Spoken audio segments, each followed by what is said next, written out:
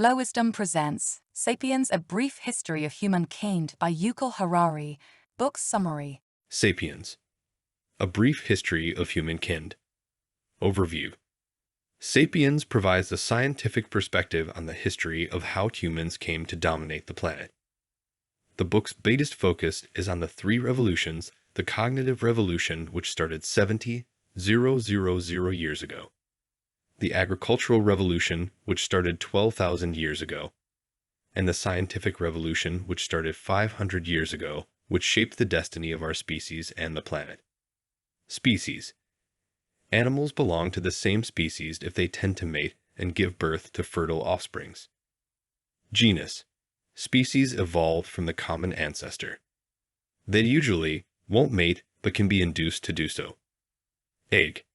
Mule, horse and donkey, and liger, lion and tiger. Homo sapiens, Homo genus and sapiens, intelligent species. Some other members of our genus are no extinct Homo erectus and Homo neanderthalensis. Homo sapiens' closest living species is chimpanzees. The Cognitive Revolution. Part 1. The Rise of Homo sapiens 2. The Tree of Knowledge. 3. A Day in the Life of Adam and Eve.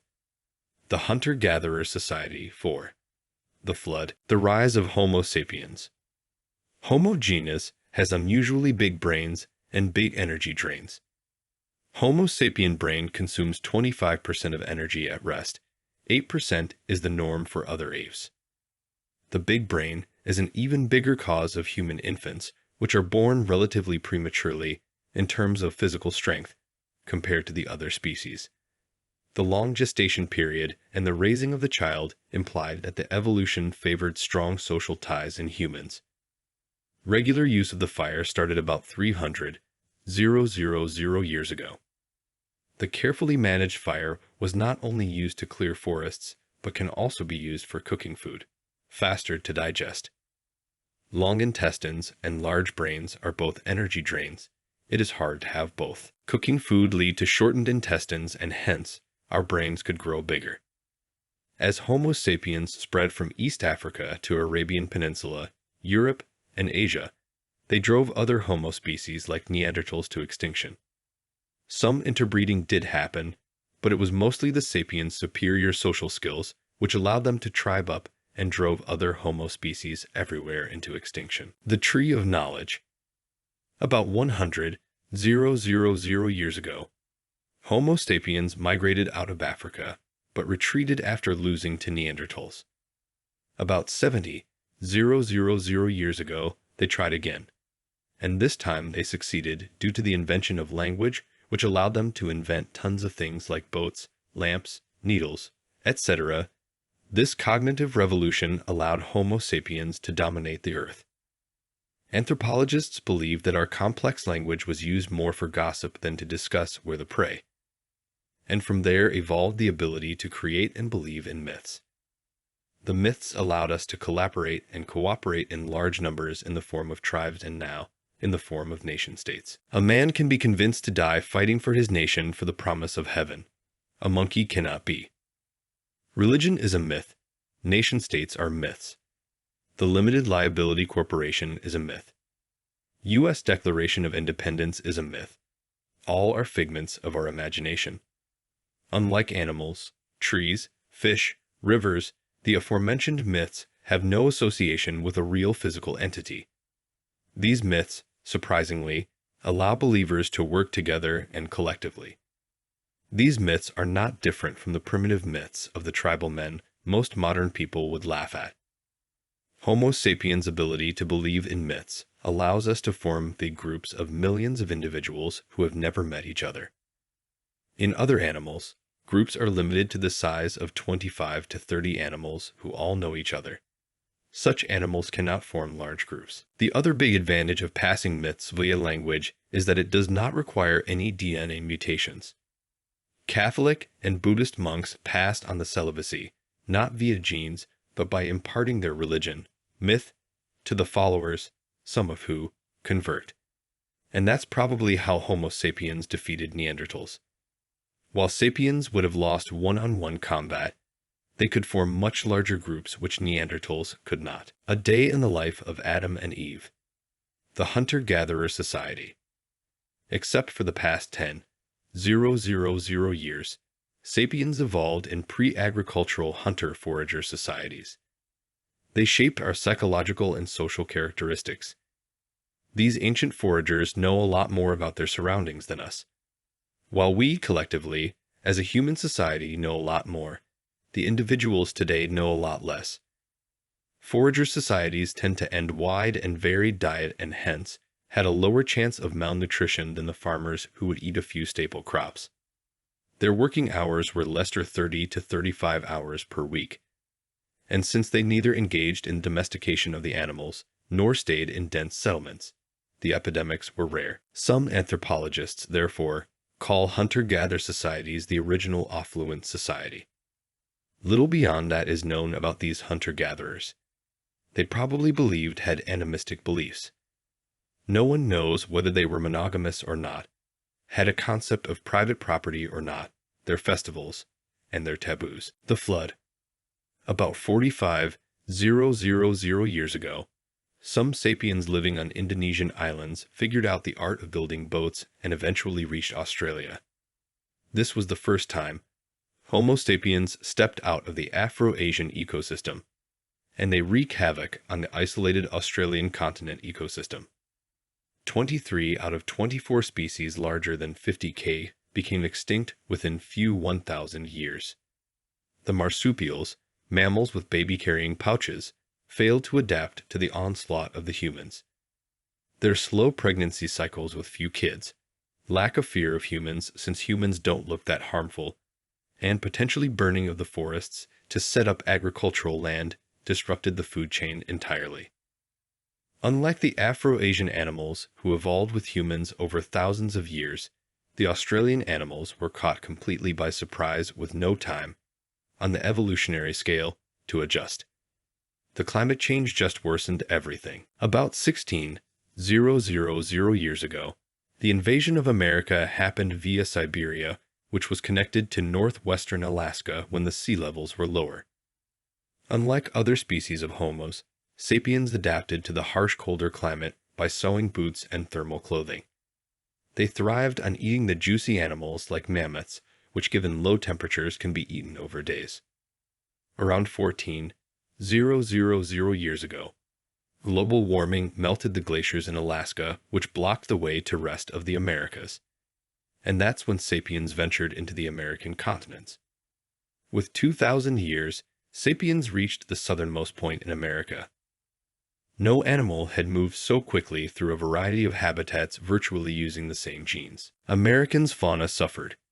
Mammoths and mammoth ticks, mastodons, and tons of animals, which just like Australia, had survived in isolation from Afro-Asian ecosystem faltered.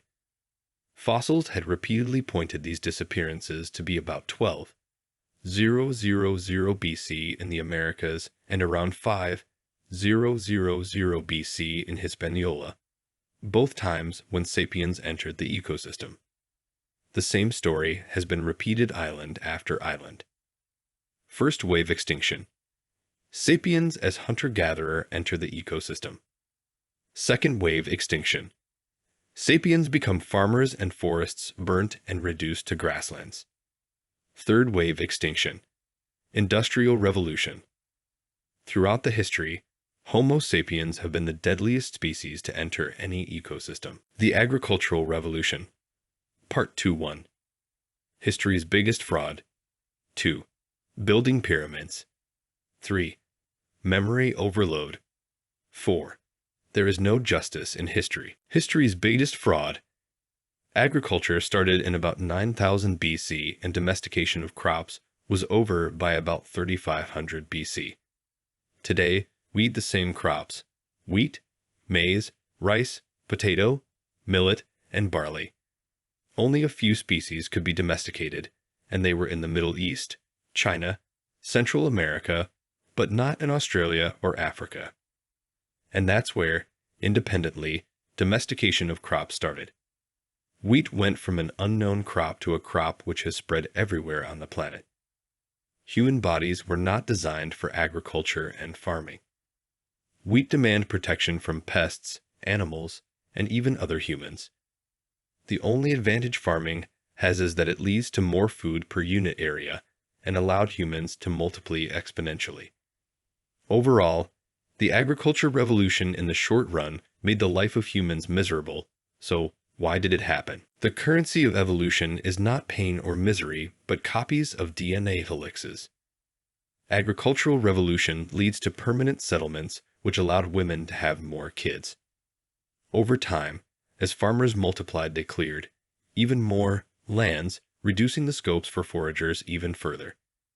Just like the modern-day luxury treadmill, agriculture soon became a necessity to support the ever-increasing population, and there was no going back. Similarly, domestication of animals proceeded with slaughtering the most aggressive, weak, and economically unworthy animals first. Over time, domesticated animals evolved to be more economically worthy and more submissive. While just like wheat, animals like chicken, sheep, pig, and cow spread over the world, they were treated brutally. From repeated impregnation to castration, their life became miserable compared to life in the wild. The evolutionary correlated with the individual suffering for animals and humans. Building pyramids. The food surplus exploded the population from 5 to 8 million in 10,000 BC to 250 million in about 100 AD. The food surplus eventually leads to the emergence of bigger political orders like cities and nation-states. Rather than being based on some ingrained human characteristics, these were imagined human orders based on shared beliefs and myths. All humans are created equal is completely incorrect from a biological stance. Humans born, and they are all different from each other. Just like animistic beliefs are a myth, so are human rights. There is nothing biological about them. They only exist in our shared imaginations. A natural order is a stable order. If people don't believe in gravity, apples would still fall. If people don't believe in human rights, society will collapse. While some violence, police and army, is required to enforce an imaginary order, they themselves have to believe in something to organize in favor of that. And same goes for the elites who rule. Christianity, capitalism, democracy, all are imagined orders with a large number of believers. Christianity, capitalism, democracy, all are imagined orders with a large number of believers. The biggest lie, though, is to train a human right from the childhood about the imagined order as a natural order. God is one. People are equal because God created them that way, and free markets are best because it is an immutable law of nature. Over time, the order is embedded in the material world. For example, individualism is enforced via private rooms. The imagined order heavily controls our desires. Consider the desire to travel abroad.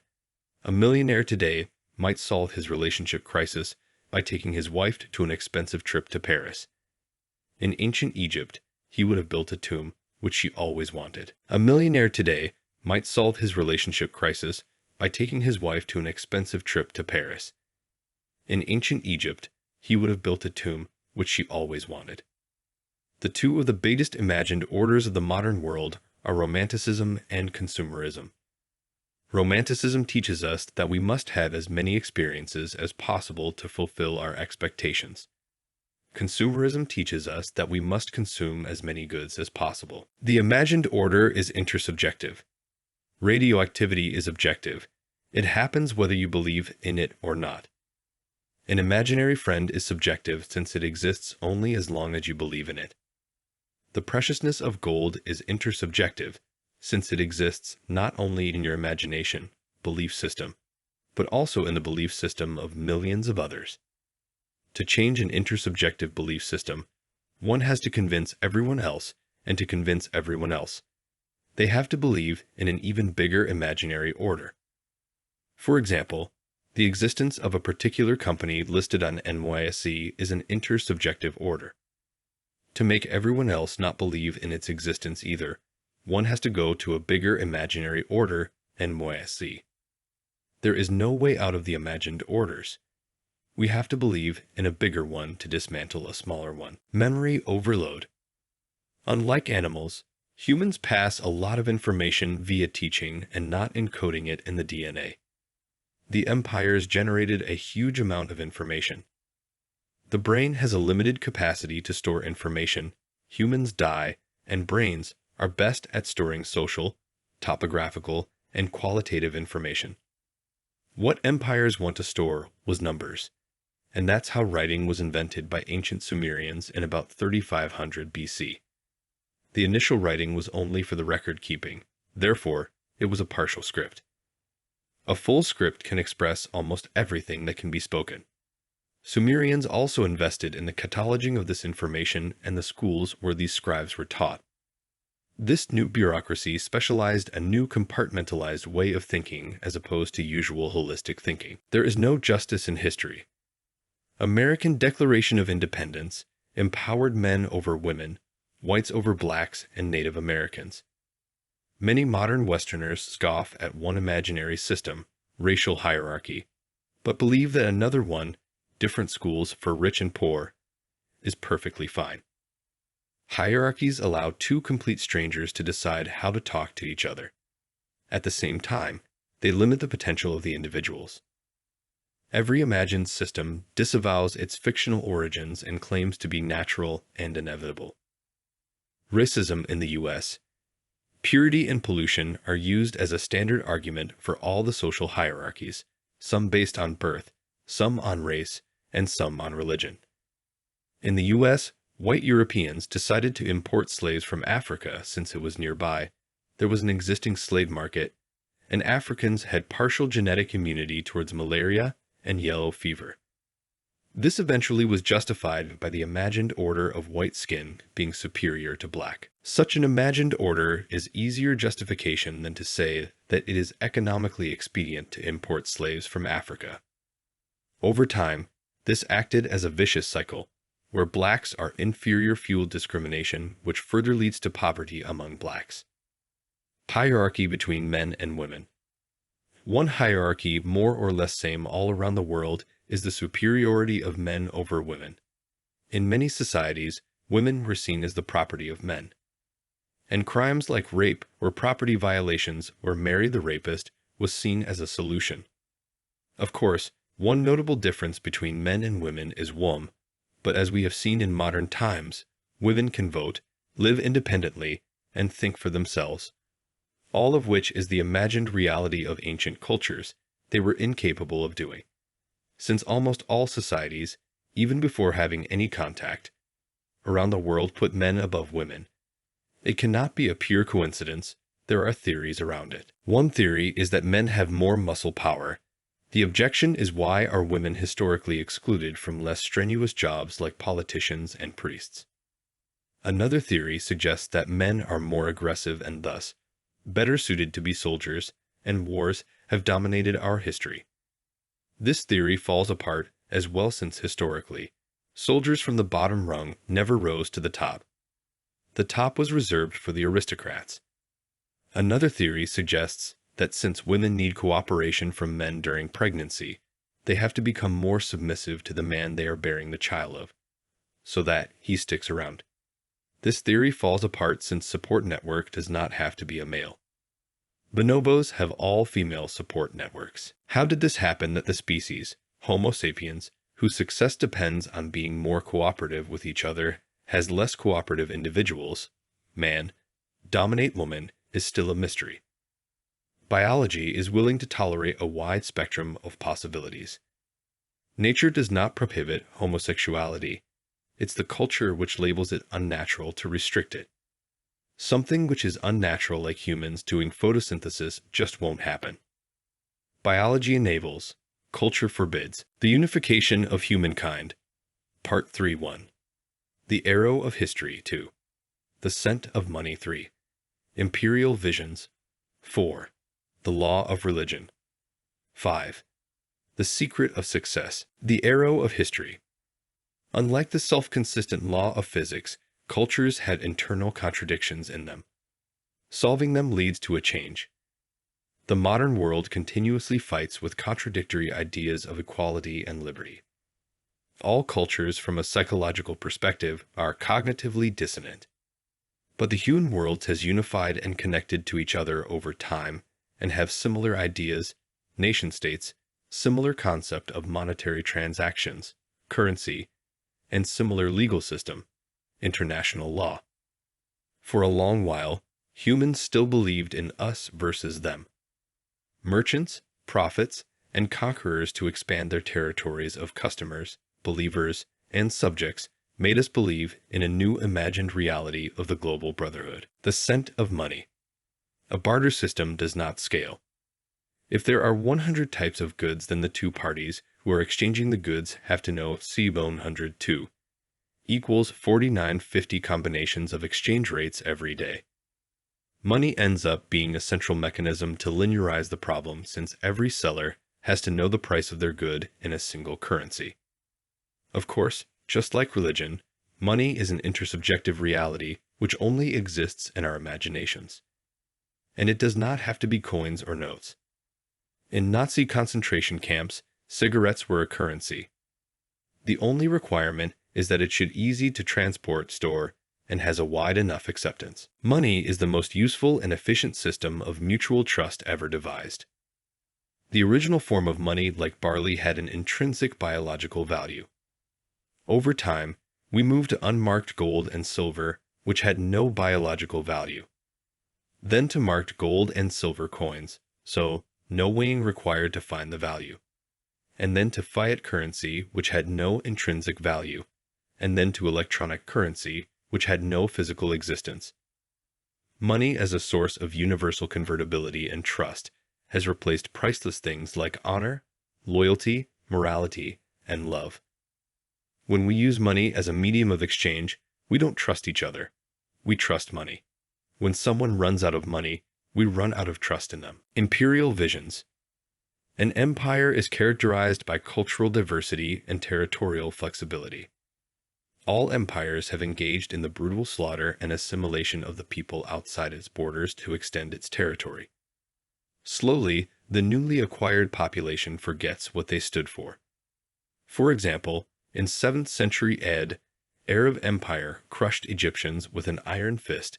Today Egyptians think of themselves as Arabs. One major change which happened over time in the imperial vision was that empires changed their imagined reality from "we are conquering you from our benefit" to a more benevolent "we are conquering you for your benefit." Persian king changed from Persian king to everyone's king.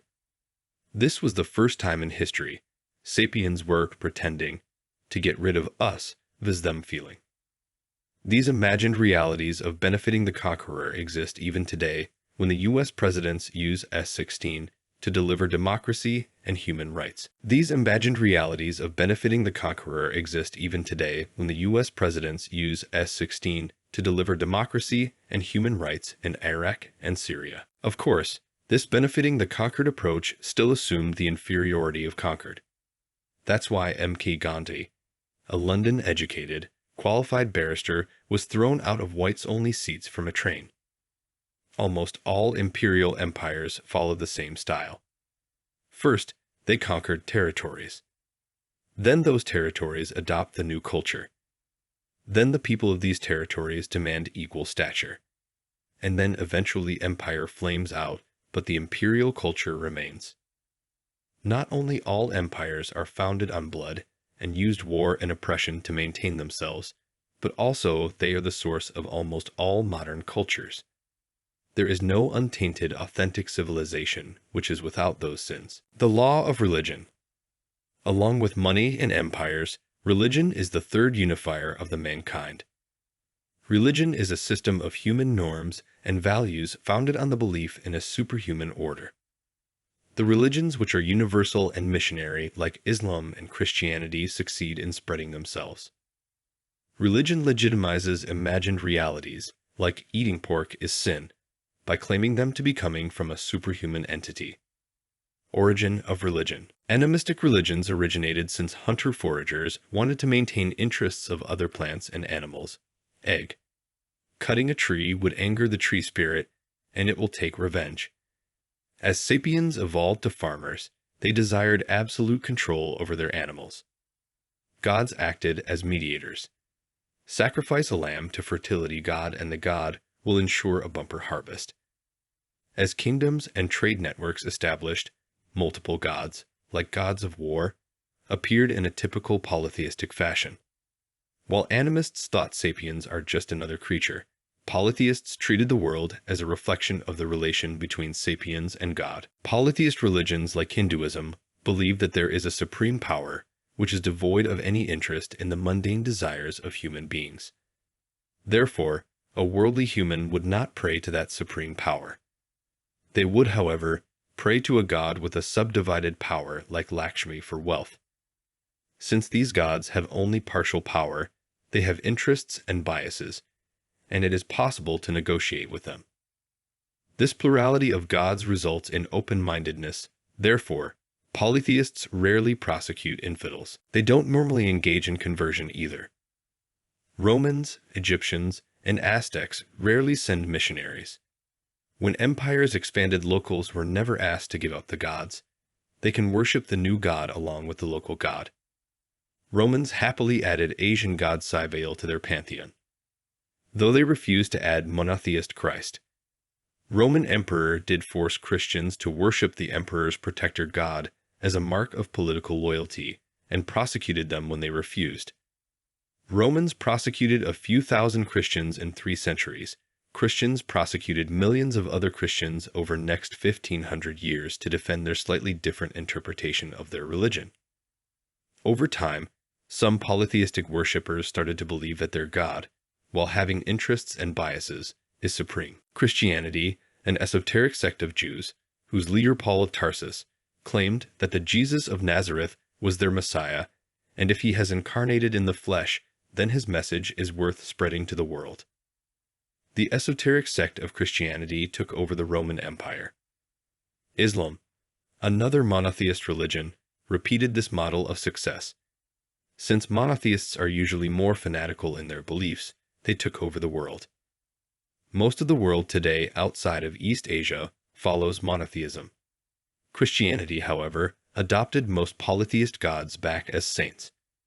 For example, Celtic Ireland uses to worship Brigid. Today, Christian Ireland worships Street Brigid. Monotheism also gave birth to dualism. Dualism explains evil by saying that there are 2 powers, a good and a bad. This explains the existence of evil, why mystifies monotheism, but is itself mystified by the order which governs the universe, since good and bad have equal power. Zoroastrianism is a notable dualistic religion. Monotheists like Christians, Muslims, and Jews absorbed dualistic beliefs. They not only accepted the concept of a powerful Satan, but also believed that the God needed help in its battle against Satan, and labeled those battles jihads and crusades. Even the concept of heaven and hell is dualist in origin, with no mention in the Old Testament. Most modern monotheists are syncretic in their beliefs. Several natural law religions like Jainism, Buddhism, Confucianism, and Stoicism appeared as well. They disregarded the existence of superhuman gods and prescribed more in terms of the way of living to attain a good life. For example, Buddhism's central teaching is that suffering arises from craving, and the only way to liberate your mind from craving is to train your mind to accept the reality as it is. Of course, since most Buddhists don't spend their life attaining nirvana, but in the more mundane worldly tasks, they also go and worship in bodhisattvas for bringing rains and even winning bloody wars in exchange of fragrant sticks and gift of rice. Communism, capitalism, and liberalism are modern religions with. Buddhism's central teaching is that suffering arises from craving, and the only way to liberate your mind from craving is to train your mind to accept the reality as it is. Worshipping the man. Liberal humanism is the most famous religion, ideology, which worships humans as being scared and with belief that they have certain basic human rights, which cannot be normally withdrawn from them. A murder is effectively destabilizing the cosmos order, and punishing the murderer brings the nature back in order. Social humanism thinks about humans in a collective way. It holds a strong belief in equality. Evolutionary humanism, the most radical one, was popularized by Gnosis. It thinks of humans as a mutable species and strongly believes that advancing the quality of the species and eliminating everything, which is of lower quality, should be the end goal of the humanity. The secret of success. While a globally interconnected society was inevitable, given the ability of humans to form large networks, the contemporary global society is one of the possibilities which got realized. History has a wide array of possibilities, many are never realized. The success of monotheism, nationalism, and liberal humanism was one of the potential outcomes out of several possible ones. History is a complex level 2 chaotic system.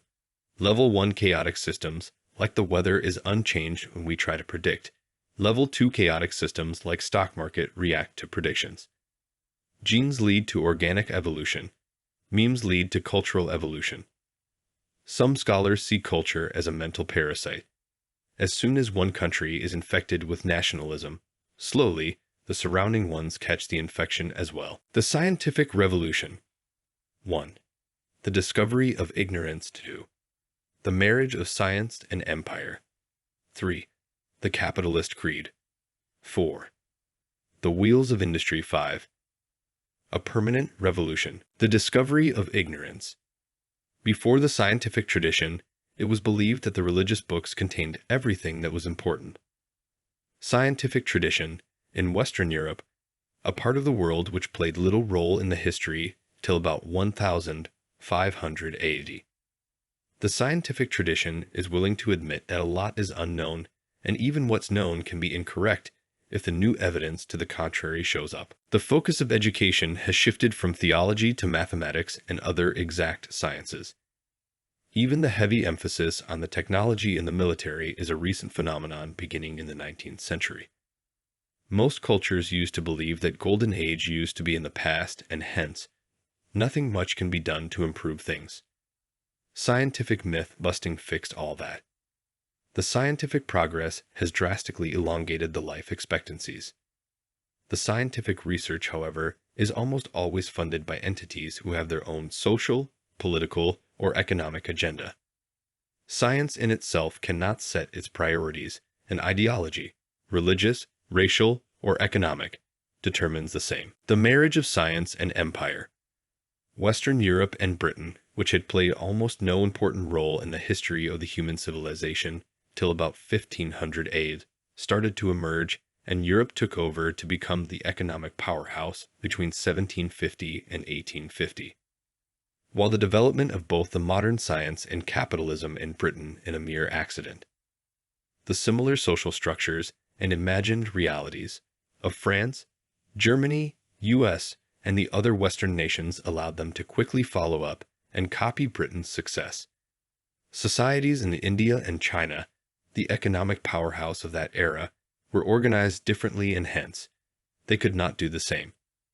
While the Arab world, India, and China also produced intellectuals and scholars, which Europeans did study, it was only in Europe that these intellectuals worked alongside the capitalists towards for-profit initiatives. The imperial voyages to the distant lands would consist not only of military, but also some scientists to make discoveries. Europe's biggest success was the marriage of modern science and capitalism. This scientific mindset is illustrated by the example of Columbus versus Vespucci. Columbus reached the Bahamas and the Americas in 1492, but he simply did not want to believe that there exists a new continent which Bible and all other religious texts could have missed. Vespucci reached there around 1500, and he argued that this is a new continent unknown till then. For the first time in the history of the world, a culture was making maps with empty areas marked for exploration. Europeans did not have an exceptional technological edge in the 1500s over other cultures. What made them different was their insatiable desire to explore and conquer. In 1492, Columbus reached the Caribbean. The local population was colonized, killed, and enslaved with an iron fist. And the Aztecs in Mexico knew nothing about it. In 1517, After hearing rumors about a powerful Aztec empire, 300 Spaniards landed in Mexico. An empire of millions, unprepared for interacting with unknown humans, did not perceive a threat from 300 Spaniards. They pretended to be the diplomats of the King of Spain and used that deceit to capture the King Montezuma. They held him hostage while planning out a coup. By the time Aztec elite revolted and kicked the Spaniards out, they had found huge support among subjected people, who preferred unknown Spaniards over Aztec rulers. That miscalculation was costly. Within a century, 90% of the local population was wiped out. The survivors were under an even greedier regime. The same story was repeated by the Spaniards with the Inca Empire. Lack of interest in the world beyond their empire ended up being costly for the Incas and the Aztecs. The Ottomans, the Indians, and the Chinese heard about these stories but showed little interest in Europe.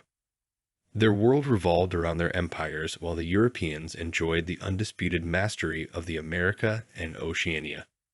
The wealth and the accumulated knowledge was then used to invade Asia. The detailed understanding of the local culture allowed Europeans to leverage and rule the populations far larger than theirs. While imperialists claimed that their empires were altruistic projects, a white man's burden, the truth was locals were subjugated with an iron fist. In 1764, Britishers conquered Bengal, the richest province of India. Due to the policies of the British East India Company, a third of the population, about 10 million, died from 1769 to 73 in the Bengal famine. The linguistic basis of Indo-Aryan languages was further used to come up with the argument of a superior Aryan race. A race of tall, blue-eyed, blonde, fair complexion, super-rational humans. They emerged in the north and invaded Persia and India, regrettably, degenerating themselves by intermingling with the locals, the core of Hitler's argument. The capitalist creed. Throughout human history, economic pie/wealth is fixed in size and not growing was the self-fulfilling prophecy. The idea of extending credit, therefore, was meaningless. The modern-day belief, based on the wealth of nations, is that the individual greed is good for the collective prosperity. While the idea of reinvesting profits to increase production further sounds trivial today, for a long while, humans believed that the production and consumption are more or less fixed, and had it not been for the scientific revolution, that would have been true. Many of the imperialist voyages could not have been easily funded by a single investor, and that's what led to the emergence of joint stock ownerships and eventually stock exchanges and bubbles. In many cases, the government came to the defense of the investors. In Opium War in 1839 in China, Britain fought Qing dynasty for protecting opium trade from India to China by British traders. Greek rebellions raised funds via bonds and London Stock Exchange, and where their fight against the Ottoman Empire started to lose momentum, the British Navy sent their ships to defend their bond investors by ensuring that Greece becomes free. The popular free market doctrine wants us to believe that there should be no political interference in the market, and left to its markets would benefit everyone. Except that is only a half-truth. All the Atlantic slave trade, most of the colonization, and millions of deaths of slaves on the plantations happened because of free markets and not the government. The European middle class happily bought shares of the slave trading companies and made about 6% a year in the 18th century. While Nazism killed millions out of burning hatred, capitalism killed millions out of cold indifference coupled with greed. The wheels of industry. The invention of steam engine and further electricity freed us from the day-night and winter-summer cycle of nature. The rise of industrial agriculture increased the production drastically. And who will consume all this? Consumerism came to the rescue. All prior religions had encouraged austerity. Consumerism encouraged conspicuous consumption. In fact, capitalism won twice when people overconsumed, since it allowed them to sell the cure for overconsumption later. The capitalists followed the commandment of invest, while consumers followed the commandment of buy. Two sides of the same coin. Consumerism is the first religion in the history of mankind whose followers do what they are asked to. A permanent revolution. The Industrial Revolution turned timetable and assembly into a template for almost all human activities. With the advent of the railroad, local time differences across cities became a nuisance. In 1880, Britain legislated a single time for the whole country. Today, a single family has more timepieces than an entire medieval country. The biggest change, however, is how the Industrial Revolution broke the family into individuals. Throughout human history, the family and the community were the biggest support system a human had. Even the kings maintained themselves primarily via support of family heads. The market and the nation-state made a new offer to the individuals: free yourself from the family and become an individual, follow our rules instead. They won. The sacred parental authority, the lack of right to choose a spouse, and all such family powers have been taken over by the nation-state. Previously, bride and groom met in the family living room and the money passed from one father to another. Today, courting is done at bars and cafes, and money passes from the hands of the lovers to the waitresses. The nation and the consumer are the new imagined communities of our era, which have replaced families. And just like money and human rights, these are intersubjective realities which live in the minds of millions. Given that most wealth is not physical anymore, the wars have become less profitable. Simultaneously, due to trade, the peace has become even more profitable. We are living in one of the most peaceful eras in the human history, and they lived happily ever after. History talks about facts, but rarely talks about how has human happiness evolved. Studies have shown that people with more money, good marriages, better social support, and lower subjective expectations, versus the reality, are happier. Illness decreases happiness in the short term. The subjective expectation is the most crucial aspect. Advertisements make us miserable by increasing the subjective expectations. The bigger question might be the meaning of life. From a scientific perspective, life has no meaning. But for our happiness, meaningless life is an unacceptable choice. It's when our delusions about the meaning of our life synchronize with the collective delusions, that's when we feel happy. It's when our personal delusions about meaning of our life synchronize with the collective delusions, that's when we feel happy. Most of these studies take the literal approach of believing that humans are best to decide when they are happy or not. Religious leaders, as well as psychologists, disagree.